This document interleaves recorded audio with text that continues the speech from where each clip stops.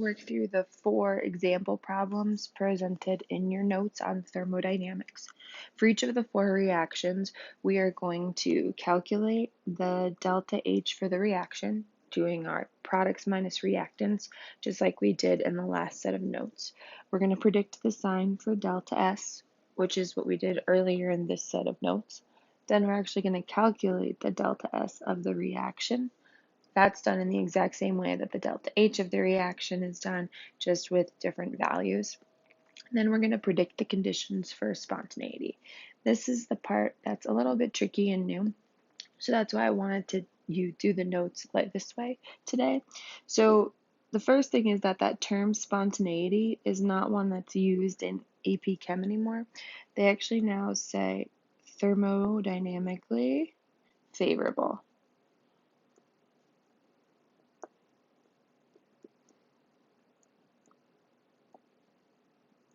And if a reaction is not spontaneous, we would say it's thermodynamically unfavorable. So that's the language change that we've gone away from with spontaneity. So the notes will still say spontaneous or not spontaneous, but if you saw the language thermodynamically favorable or thermodynamically unfavorable, I didn't want you to think we were talking about something entirely different because they mean the same thing. To do this, we will need the equation you saw earlier, the equation with delta G.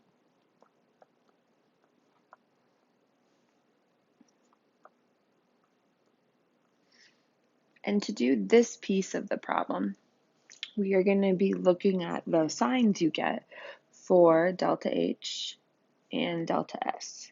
And we're going to be predicting based off of those if our delta G is negative or positive. If it's negative, that's spontaneous or thermodynamically favorable.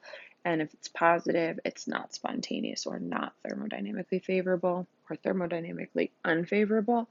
And then sometimes there's special conditions of the T where it could, depending on what the value of the T is or how big it is, relatively speaking, the reaction could sometimes be favorable and sometimes not be favorable thermodynamically. So that's what we're going to look at.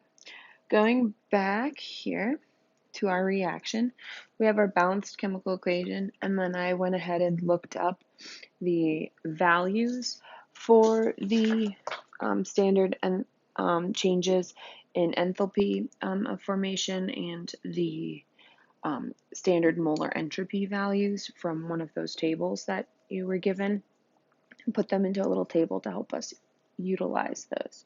So let's work through this problem. First, we're going to find our delta H of reaction. So I want to do my products minus my reactants. So I'm going to do 2 N2s and 1 O2.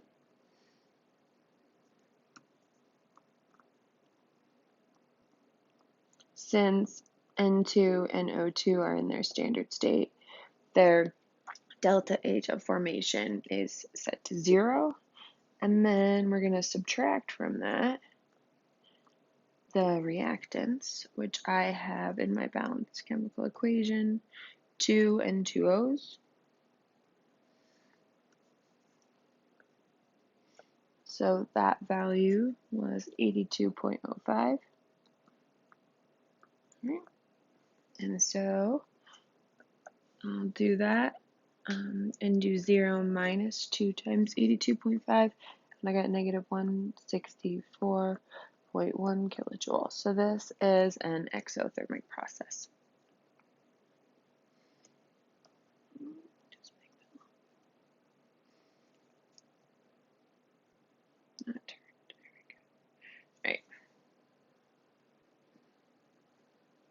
So that's my delta H value. Now I'm going to predict my sign of my S value. So going up to my equation, in it I have 2 gas molecules on the reactant side, and then on the product side I have 2 plus 1 gas molecules, which gives me 2 on this side to 3 on this side. So since I have more gas molecules on the product side, my entropy of that reaction is increasing. So my sign of delta S will be positive.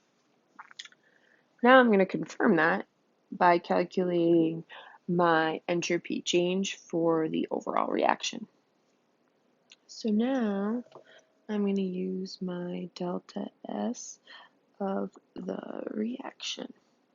You'll notice our S, when we're talking about it as the standard values in the table, does not have a delta on it where H does. And that's because there is an absolute zero entropy. The one we set in the enthalpy values is an arbitrary one that we've kind of set as our standard and do relative to that. So we're always measuring a change, not absolute enthalpy. But for entropy, we can measure absolute entropy, and that's why we don't have a delta value on our standard ones. We do have a delta value when we're talking about a reaction because we're measuring the change in that whole reaction, not just in not an absolute one. All right, so now I need to do 2 for the N2. So my S value is 191.56.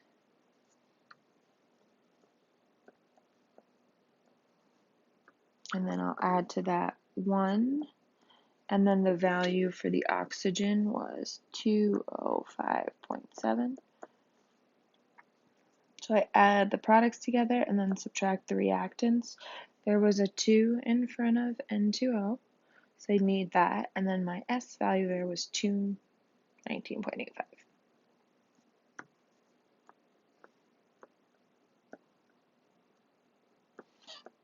Okay, so I do all of that math. And this time I will get 5.12 joules per Kelvin there for that one. Okay, now I can finally look at my delta G value.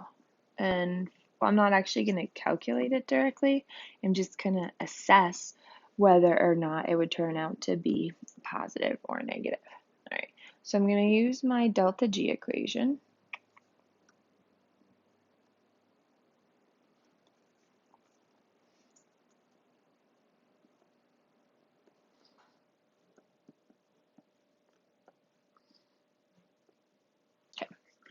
And for this particular problem, my delta H is negative and my delta S value is positive. And then between the two, I am going to subtract.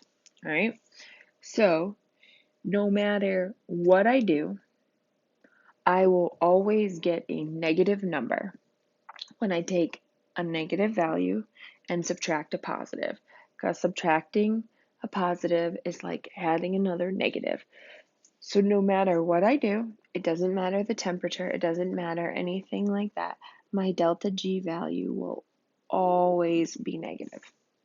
That means regardless of the conditions of temperature, delta G will always be spontaneous, or it will always, always, always be thermodynamically favorable. And that's how you assess for that part without actually calculating the value of delta G. All right, let's move on to the next one. All right, we're going to calculate H first for the reaction. So this one's actually a lot easier. My delta H of the reaction.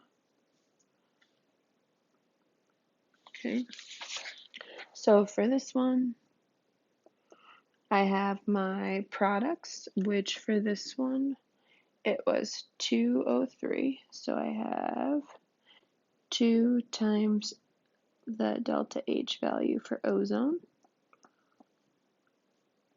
And then subtract from that 3 times 0. So I will get positive this time. So an endothermic process, 285.34 kilojoules. All right. Now we're going to predict the sign of our S. So on the left side, I have 3 gas molecules, and on the right side, I have only 2 gas molecules. So I move towards more order, which means that the sign of delta S should be negative because I got more ordered as I went. Now we're going to calculate our delta S.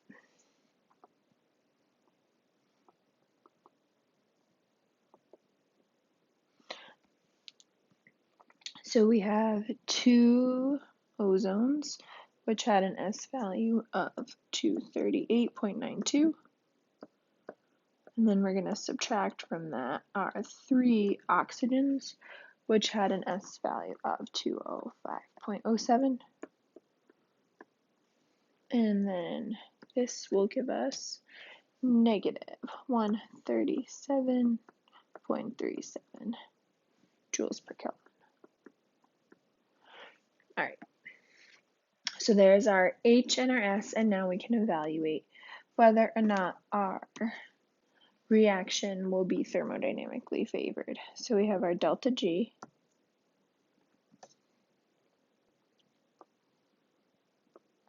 equals delta H minus T delta S. And on this example, we ended up with a positive delta H and a negative delta S. All right, and then we're subtracting those two terms. All right, so on this case, we have a positive minus a negative, and when you subtract a negative, it's like adding a positive. So in this case, we really have positive plus positive, which will always turn out to be positive, which means this reaction is never spontaneous. It is always going to be greater than 0, so this reaction is not thermodynamically favored. You would not be able to let this go or get this going on its own. You'd have to always constantly be putting energy in to make this happen. So it's not thermodynamically favored. So that is our second example. All right, so as a reminder, our conditions here when delta H was negative and delta S was positive, that was always spontaneous. And now on to here, when delta H is positive and delta S is negative, that is never spontaneous, all right? So now we're going to deal with the other set of conditions. You'll notice here I don't have values for the solid state of H2O. In your table that we gave you, there were no values there for water as a solid. You can Google them, you can find them on Wikipedia and things like that, but that actually isn't necessary for this problem to find our delta H values, and we don't even actually have to calculate the delta S of the reaction. So for this problem, we're going to skip that step, and we're just going to focus on the top 2 parts. So now, going from liquid to solid, that's our freezing process. So this is freezing.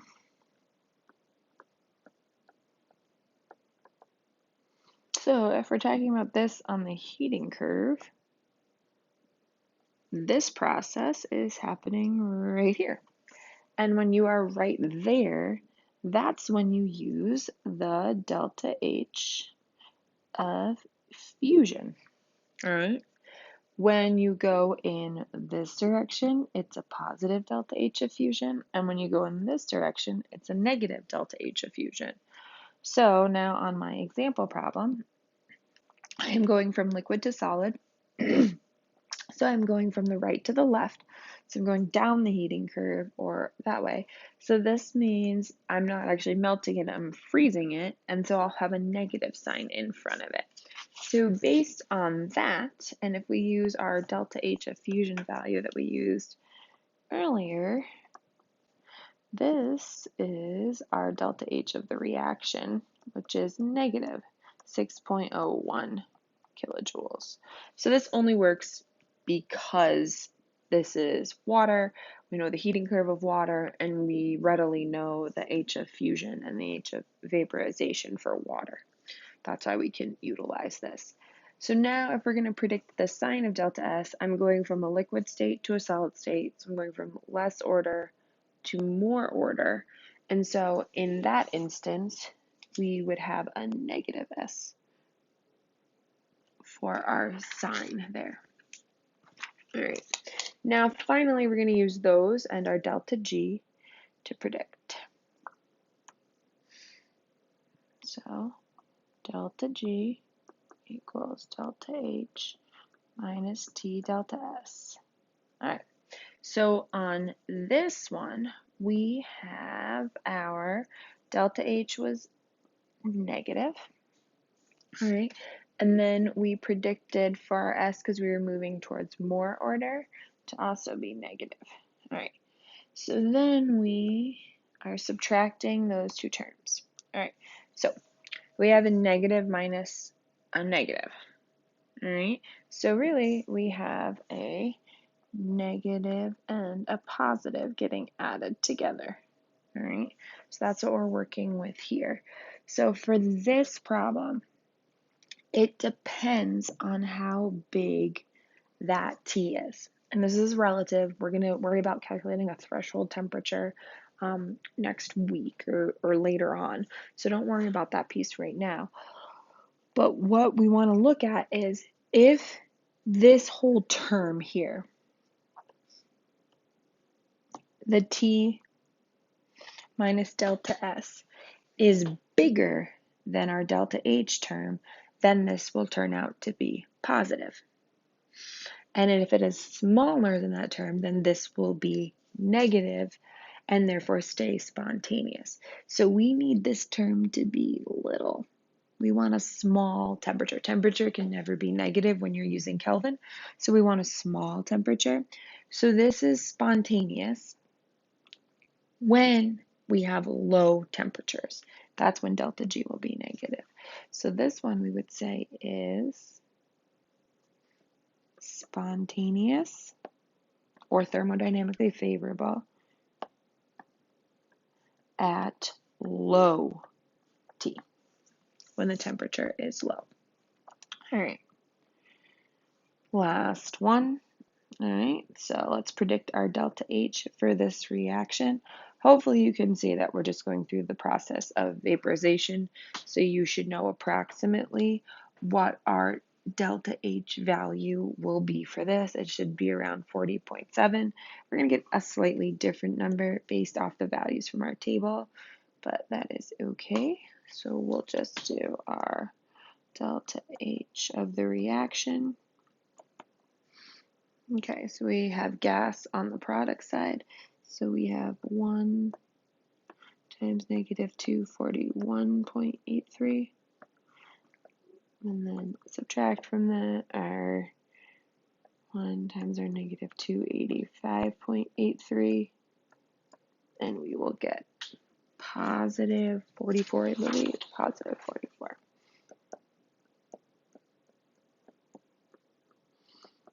And now, just to be aware, you'll get slightly different values depending on which tabulated numbers you use, from which textbook they came from, what source they came from. So if you're in the ballpark, you're okay. So even though this isn't the same thing as 40.7, it's actually pretty close. So don't worry about that part of it.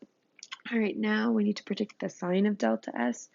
So we're going from liquid to gas. So we're going from a more ordered to a less ordered.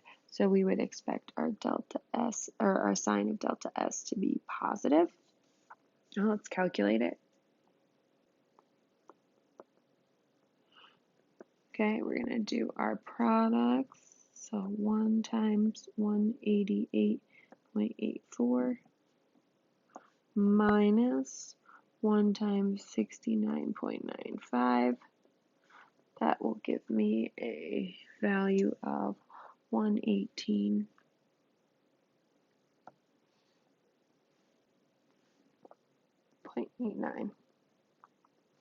All right, and now let's use our delta G equation.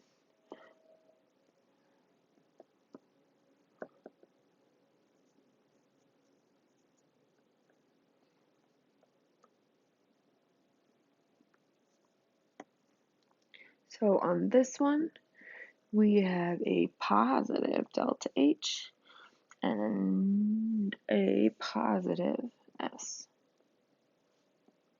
All right, and we're subtracting those two terms.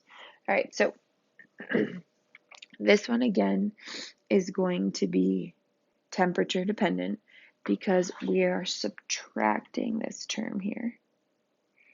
All right. So if this ends up being really, really, really big, so I sometimes like to even like put in like numbers. So 2 minus 1 would still be positive, but 2 minus 4 would work out to be negative.